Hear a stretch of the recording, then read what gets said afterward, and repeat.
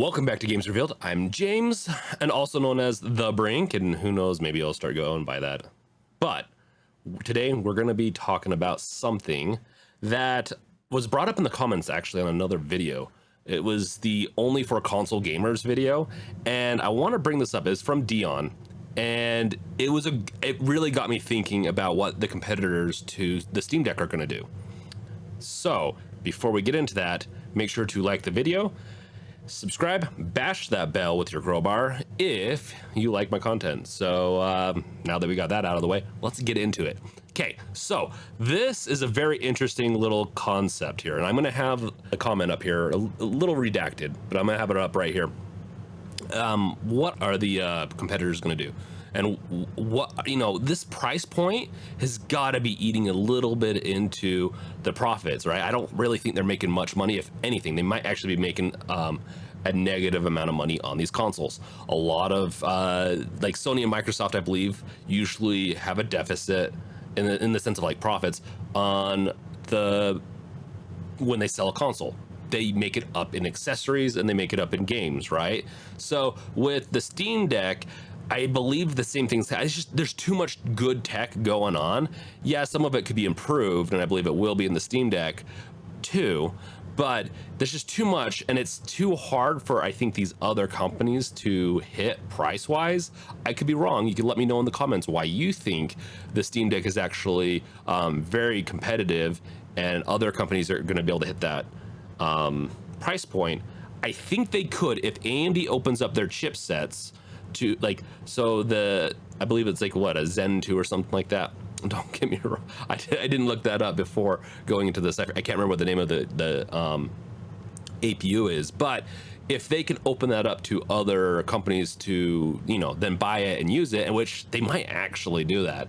Valve, I believe, commissioned them to make them a custom chip, but it doesn't mean that some of these other companies couldn't either. The INEO and stuff like that, they could do that. I don't know what that would cost, or if they even have the funding to do that, because what they were trying to do is probably already stretching their the coffins, the money pools of what they have.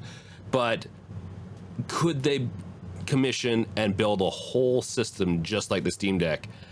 I think they could, and I do think they could compete. I just don't know if they could compete at that price and still make a profit. I already think they're probably, making okay money as is with the current versions of these portable devices. I just don't think they're making a lot. I could be wrong on that, but you have to take into account like Microsoft, charging an OEM price. You got to think about the just the custom boards that have to go into these PCs. It requires a lot of additional funding, and like it's not just cookie cut like making a custom PC where you can buy boards that are spec'd to a very specific size with ATX, ITX and all that stuff. I'm probably getting that wrong, holy crap. That is fine though. So that being said, that is that, you can let me know in the comments with all the mistakes I'm making. I haven't made a computer in a couple of years now. I'm just getting back into this again. That being said, I think if they can come, if there starts to be like let's say a portable form factor that they can dig into, then yeah, I think they could be competitive. I think it will work out for them. But I will say, they're just never going to be able to compete against Valve when it comes to pure hardware in the APU, unless I guess a new APU comes out. AMD's like, okay, we have the new one already, just go ahead and use that. Sure, there's a good chance that's going to happen.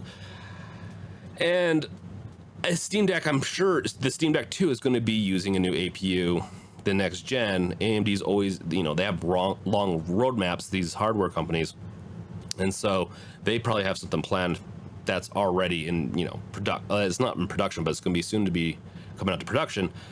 So how are they going to compete? Let's get to that actually. So I think if they can make a device that just fixes some of the pain points the Steam Deck has, They might be able to compete at a $700-800 price range, maybe. I think once you get past 800, it starts to get a little unreasonable, in my opinion.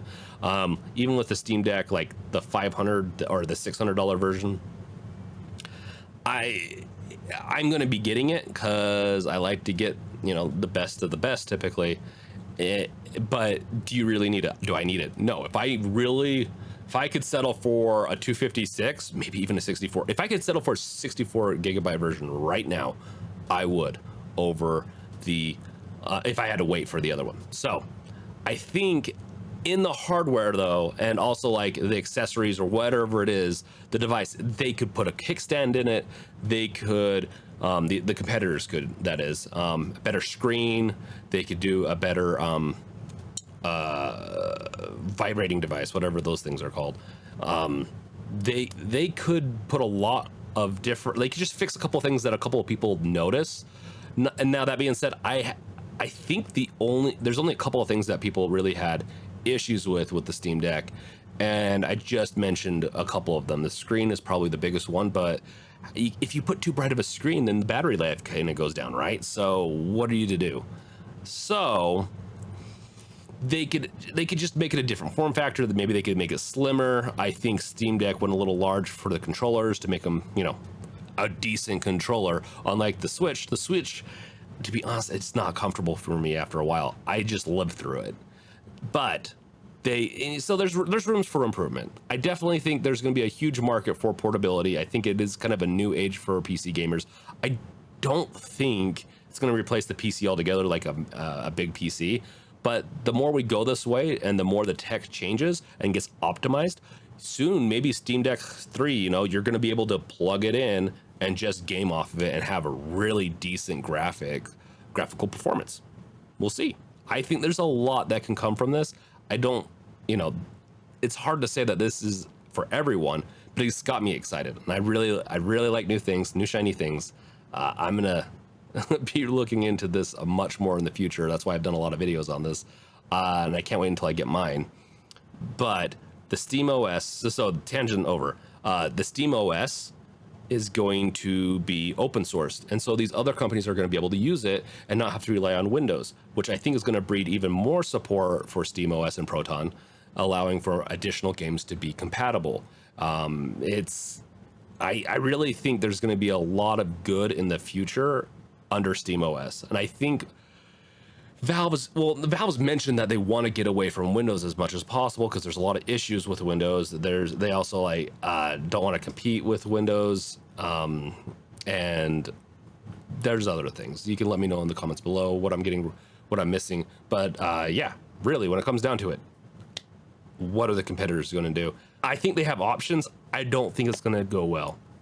I think they're going to struggle for the first year, and then once new hardware starts to come out, like APUs and stuff like that, and Steam Deck 2 takes a little longer, it's either going to go Left 4 Dead route, where Left 4 Dead 2 came out a year after Left 4 Dead 1, so we could see a Steam Deck 2 in a year or two, or it's going to go Steam Deck 2, they're going to spend a lot of time working on it, it's going to take them 4 years. I don't think they're going to go that route, but who knows? So I think, in my personal opinion, I think the competitors are going to be really hurting. Like Dyneo and all these other portable PCs are just not going to do nearly as well. I think the Steam Deck is just too good of a package for the price. I want a portable device. I just don't want to spend $1,000+ on it. I want it to be a little bit more reasonable, and I don't plan on playing AAA games too often on this thing. Games I've played in the past or older AAA games I do plan on playing, but I've already played those. I like it to experience my games in the best form I can, which is on a bigger computer or TV. But there are a lot of games that I'd rather consume on the go because they're time consuming. RPGs, older games that I just haven't played in a while, emulated games. I don't play those on my PC that much, but when I get it in my hands, I do. I've played emulators on my phone and stuff like that. It's just not the same though. This is designed almost for it feels like. So I really think Steam Deck is going to kill it in this market, and it's going to kill it for a while. I think for at least a year, they're going to be king. And they're pretty gracious, King, because they're opening up Steam OS, which is the crown jewels, you know, whatever it is. Like it's the good stuff that's going to allow these other competitors to make it if they decide to go that route, if they can find a way to be viable. So those are my closing thoughts. What do you guys think? Let me know in the comments below, because this is an interesting little comment from Dion that brought up this whole mess of like what's going to happen to the competitors. What does the gaming, portable gaming, you know, market look like? And what are you guys going to do? And check out the videos above. Later, guys. Peace out.